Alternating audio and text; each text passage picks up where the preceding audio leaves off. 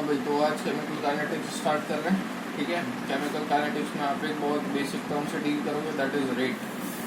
बहुत यूज है इसका, सारा चैप्टर इसी पे बेस्ड है,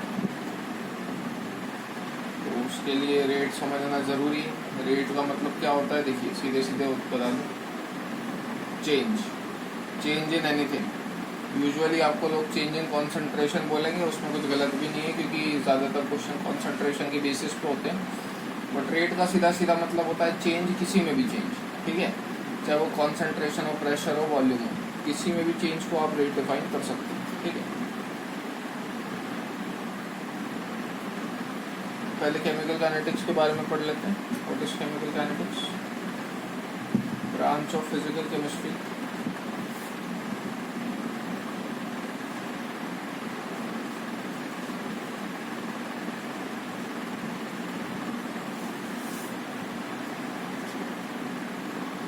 which deals with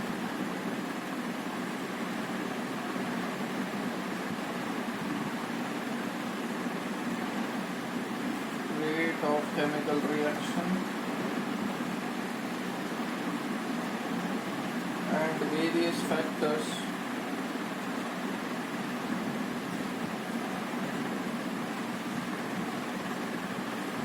which affects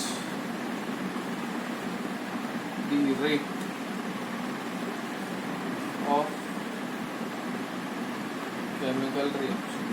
ठीक है, branch of physical chemistry which deals with the rate of chemical reaction and various factors which affects the rate of chemical reaction. इसे अपन बोलते हैं केमिकल काइनेटिक्स। कुल मिला के अपने को यहाँ पे रेट से डील करना है।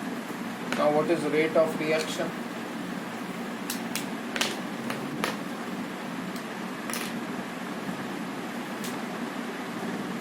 जैसा कि मैं आपको पहले ही बता चुका था,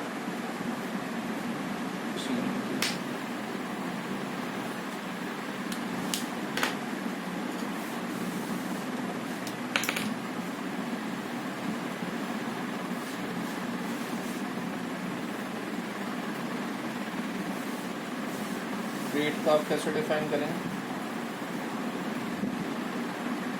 rate is defined as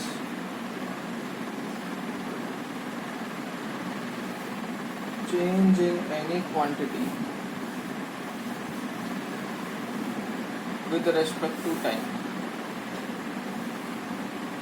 time के साथ किसी भी क्वांटिटी में चेंज होना, वो क्वांटिटी कुछ भी हो सकती है, कॉन्सेंट्रेशन हो सकता है, प्रेशर हो सकता है, वॉल्यूम हो सकता है, टेम्परेचर हो सकता है, किसी भी चीज में change with respect to time is known as rate.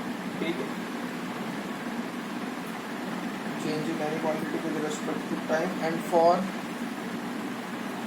chemical reactions, क्योंकि अपन यहाँ पे chemical reactions के टर्म में बात करेंगे। अपन यहाँ पे किस किस का चेंज कंसिडर कर लेते हैं, वो है change in concentration, pressure,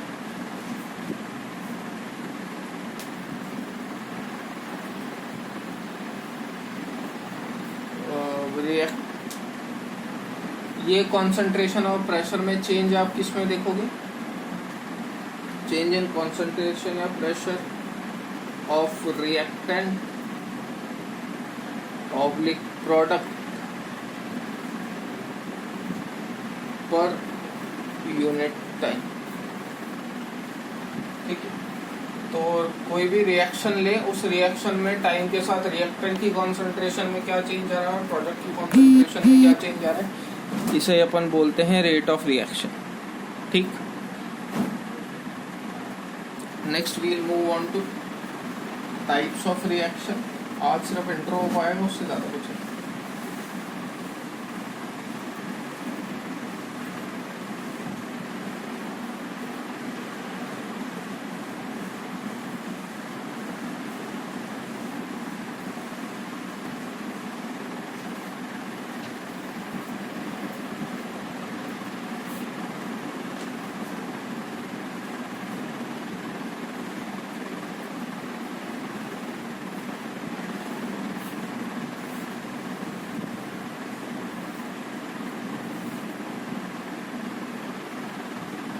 basis of rate.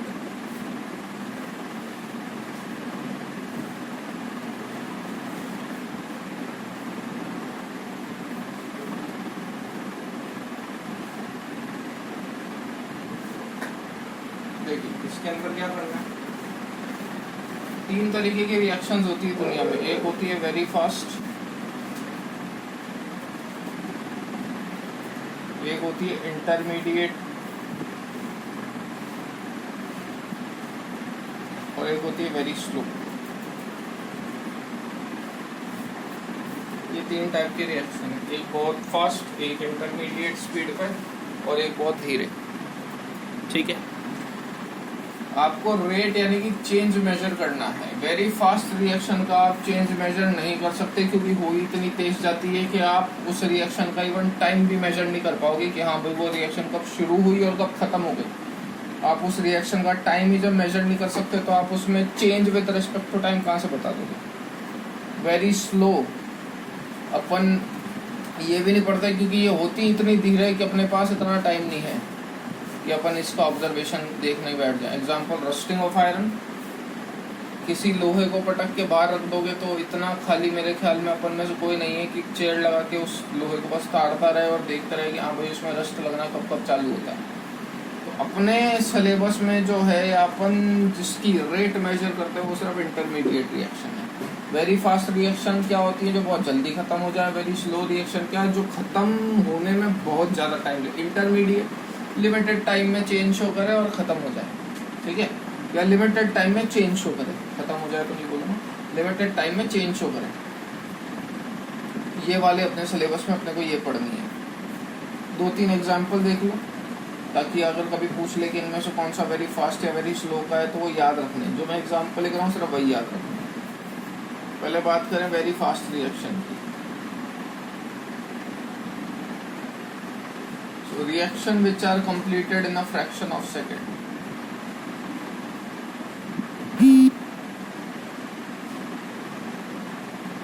Within fraction of second.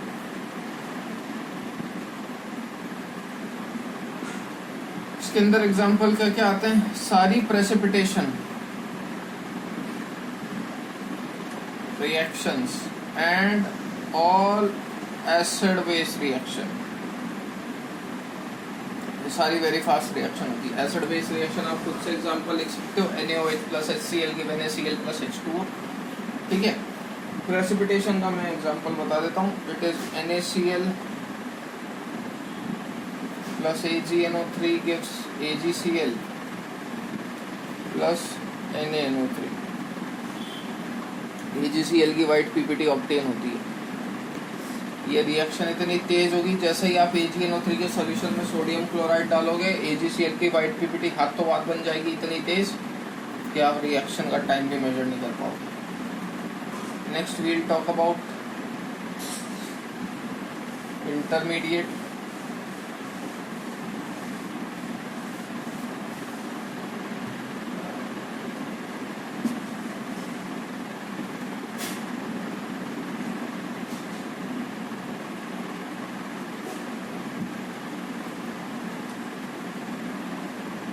ये लिमिटेड टाइम में कंप्लीट हो जाती है रिएक्शन, स्टेज फाइनाइट टाइम, और अपन यही पढ़ेंगे for their completion.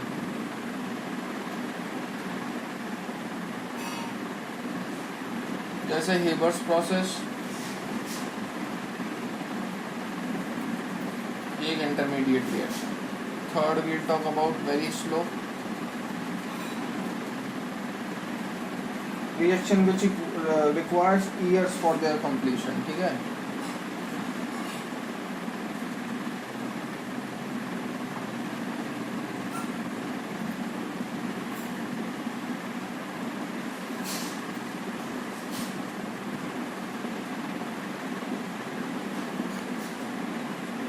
Rusting of iron.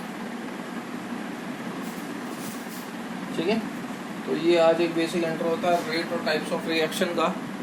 कल मैं रेट को और थोड़ा सा डिटेल में इलाबोरेट करूँगा। इंटरमीडिएट के लिए रेट कैसे डिफाइन होती है, कॉन्सेंट्रेशन और कॉन्सेंट्रेशन रिएक्टेंट के लिए, प्रोडक्ट के लिए आप किस तरीके से वेरी करवाते हैं। आज के लिए इतना ही रखते हैं। ठीक है।